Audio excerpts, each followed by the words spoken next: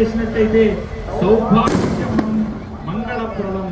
అదేవిధంగానే ఇక్షురసం అంటే చెరుకు రసంతో అభిషేకం చేసినట్టయితే ధన సంపద. సుగంధోదకంతో స్వామివారిని అభిషేకిస్తే పుత్రలాభం. బిల్వ జలముతో స్వామివారిని అభిషేకం చేస్తే భోగ భాగ్యాలు.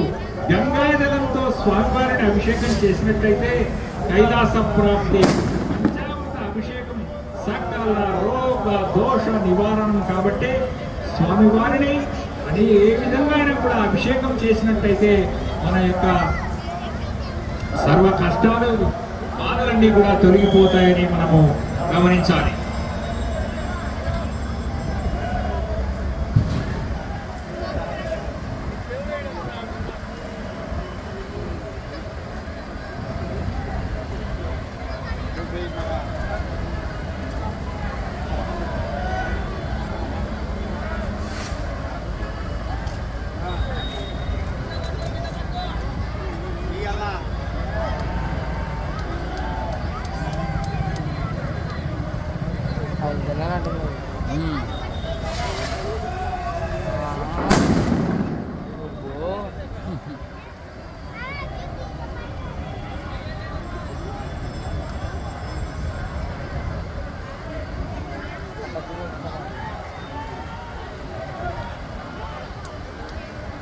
వెళ్ళిపోతున్నారా?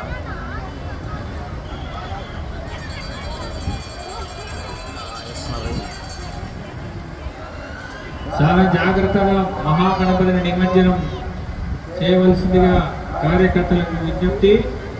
చాలా జాగ్రత్తగా వరసిద్ధి వినాయక స్వామిని మన తల్లి ఒడిలోకి సాగనంపండి.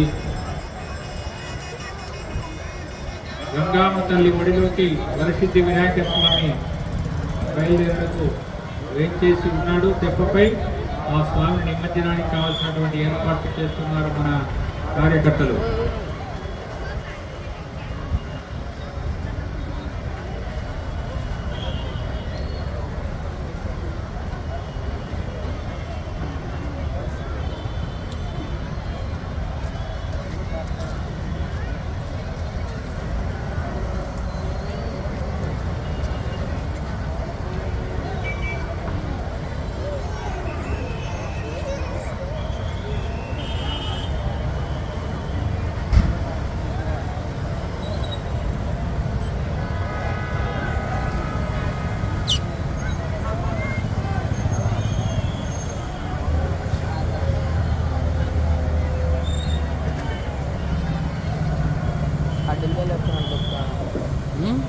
దాని స్క్రీన్తో దొబ్బిస్తున్నారు.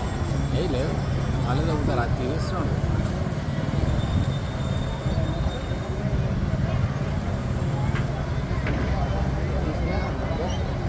అవునా?